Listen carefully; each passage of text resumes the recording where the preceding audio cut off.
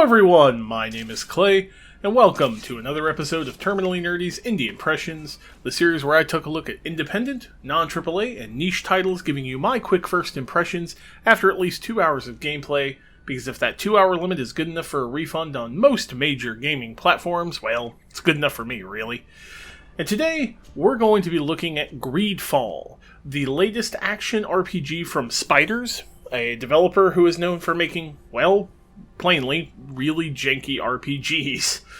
And Greedfall's no different. It's a lot less jank than any of their other ones by far, at least from what I've seen.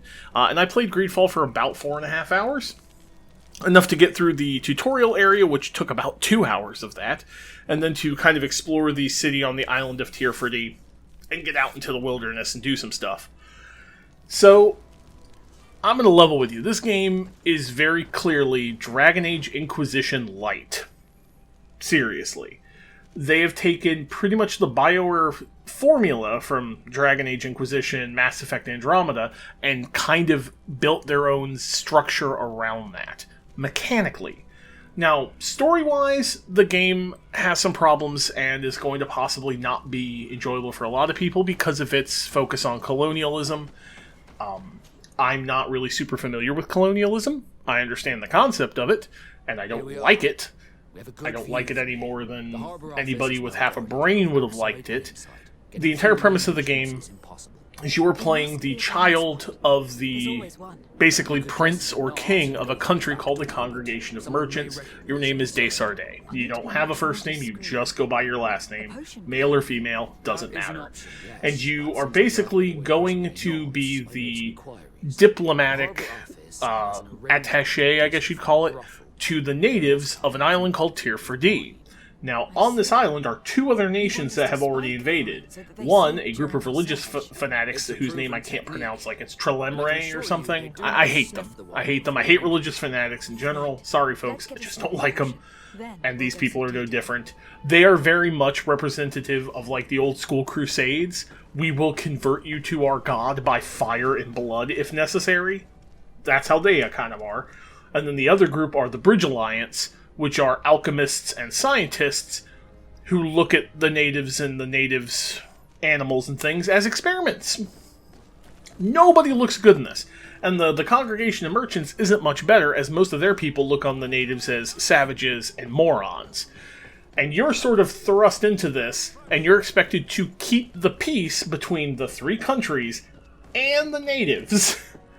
And within 20 minutes of me getting to New Serene, which is the city on Tearford, I already ran into a native merchant getting bullied, and I ended up having to go on a whole side quest trying to help him get a permit so he could sell in the city, rescue his brother, who got arrested, and then thrown into an arena, because why would you ever give a reasonable court experience to a native? Why would you do that? They're savages! This is the kind of crap this game does, but it doesn't put it in a positive light. Desarde does not act happy about any of this throughout the entire thing. I played the female and she was furious the entire time trying to sort this mess out. There's a lot of corruption, there's a lot of political intrigue going on here, and you're trying to basically fight an established system from within the system. But honestly, the game, while its story is interesting, and I like that, it's taking that tact and making it very clear that this is not a nice procedure. Colonialism, colonizing areas, is not nice, it's not good, it's frequently bloody and violent and completely ambivalent to the people who were already there, because make no mistake, you're invading this island. It's got an entire culture on it. 3 different people are invading this island.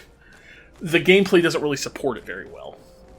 So, gameplay-wise, it is an action RPG, and you control a party of 3.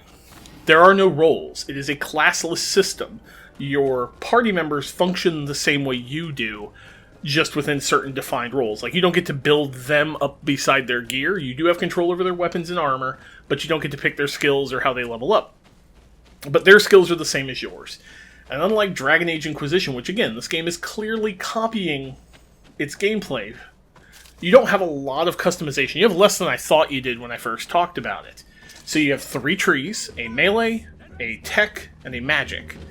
But the magic tree, surprisingly, only has two real things. It gives you the ability to use magic rings, which are the magic weapon that drain your MP, and it gives you a stasis ability. And if you go down both branches, you'll eventually combine the branches and get a AoE stasis. The tech gives you better firearms and better firearm damage, and gives you access to traps, which are where your elemental damage is. I actually started as the mage thinking that would give me elemental magic, and it actually gives you light and shadow. It's very divine feeling. You want elemental damage, you actually have to be in the tech section. The tech section, you have the branch for guns, the branch for traps, and then they combine to a bomb skill, and then you have melee, and melee is one-handed heavy, two-handed heavy, if you go up the heavy side, and then the other side is swords, and then they kind of converge to like I think it's like an adrenaline ability. I didn't really even look that far. The problem here is that I tend to prefer to play either mages or archers in these sort of third-person action-y games, and you cannot do that effectively here. If you play as the mage, you are relegated to using the rings, which is fine, but they drain your mana. So you're constantly having to knock back mana potions in the fight just to be able to do your basic attack. Otherwise, you're going to have to use a melee skill, because those have no limit. If you are on the tech side, which is what I switched to, figuring, oh, I'll use guns, sure I have to manage ammo, whatever, turns out the guns play like a spell. You actually have to hit a hotkey on your keyboard that you have to bind in order to pull out your gun and fire. And they're slow firing, because they're like classic musket kind of styled stuff. You have pistols and eventually rifles. And then you run out of bullets. And then you're left with melee. And the melee combat in this is nothing like Inquisition. Like, I can handle Inquisition's melee. I've played Inquisition as a warrior, as a rogue, and as a mage. This one, they seem to kind of want to go to Dark Souls, but not. So, you have to rely on blocks and dodges. No matter what class you are, if you're getting into melee, you need blocking and dodging, but there's no stamina meter. So if you get the timing down on either of those two functions, or both, you basically become unkillable. Except against ranged enemies, because you cannot block their shots, you have to dodge them. Combat is very, very messy. You don't have much control over your party members, as far as I could tell. You can pause and kind of issue commands through a tactical pause menu, and in fact, you have to do that for certain things. Like, if I want to set traps, as when I was playing the tech, I need to pause, hit the trap button, I'll set the trap and I jump back, and then I have to hope the enemy charges me. As far as I can tell, there's no aggro mechanics. So again, they're trying to copy Dragon Age, but Dragon Age has aggro mechanics. If you have someone set up as a tank, you can give them abilities to generate threat and pull enemies to them. You can't do that here. There's nothing to do that here. So basically, combat just became very, very monotonous and stiff, and not at all engaging. There wasn't a lot I could do. I was like, hit the gun button, get into the thing, and press left click a whole bunch, and then on occasion hit the dodge key, which was shift. That was it. That was combat. And exploration is, again, very similar to Dragon Age. You have a sort of world map. The world map is divided into huge open area zones, and in those zones you will find camps, find points of interest. The camps are fast travel points. You will, at camps, talk to your party members, get to know them, get companion quests. You know, it's basically BioWare. That is how they did a decent RPG. They copied BioWare. It's not a bad idea.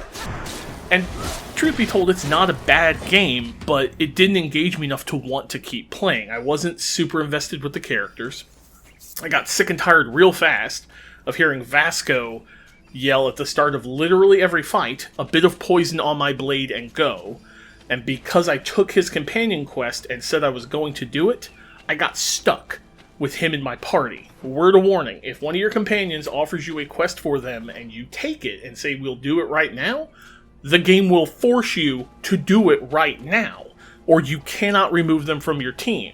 I didn't realize that, told Vasco, sure, we'll do it, intending to take it and then just go do my other things, but it locked him into my party and I couldn't get rid of him until I finished it, which I haven't.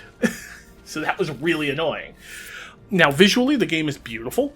It actually looks really good. The lip syncing is entirely off because apparently the native language is French. So if you play it in English, don't expect the lip syncing to sync. But it's fine because the English voice acting is fantastic. Every single one of the characters sounds great. The music is also really, really nice. I like the music. And I like the world. the gameplay wasn't engaging enough for me to want to keep going, because frankly, if I'm going to play this sort of game, I'm going to play Inquisition. It's a better version of this game. Now, this game is $50. I picked it up on Steam. I'm not entirely certain it's worth $50 to me. If you can get it on sale for maybe 30 to 30-ish, I'd say, then you'll probably get enough value out of it. It takes about 25 to 30 hours to get through just the main story, from what I understand, so it's not a long game, and there is a lot to do. There's a crafting mechanic, there's, the relationships, you have a faction system where, actually it's really interesting, you can actually disguise yourself by wearing different faction uniforms, and that's how you kind of get into places. Pro tip, save uniforms that have a faction symbol on them, because that will enable you to stealth right through areas involving that faction, which is important because if you go into an area where you're not supposed to be, they will immediately attack you aggressively, and killing them knocks your reputation down, because there's a reputation system, because of course there is. So, overall, decent game, not really grabbing me though, and, it's going to be problematic for a lot of people, so... As always, if you like what I'm doing, feel free to hit that like button. Leave a comment. Tell me if you've played Greedfall, how you felt about it, and did going past the early stages even change your opinion of it? Because that's the one thing, is I'm kind of looking at it going, should I keep going? Maybe I'll want to like it better, but I've watched Co-Carnage play it, and I don't think I will, honestly. Follow me on social media, at Terminally Nerdy on Twitter. You can find everything that I do at terminallynerdy.com, including these videos, all of my writings. I do in-depth game reviews over there in written form, huge honking things. So if you're interested in that, go check that out. Support me on Patreon, patreon.com/terminallynerdy, to get every single thing I do early, including my podcast, get input on what games I'm going to do for Indie Impressions, what games I review. I ask my patrons, and they help decide this now. And as always, treat everybody kindly. Have a great day, and most importantly, stay nerdy, everybody. Thanks for watching.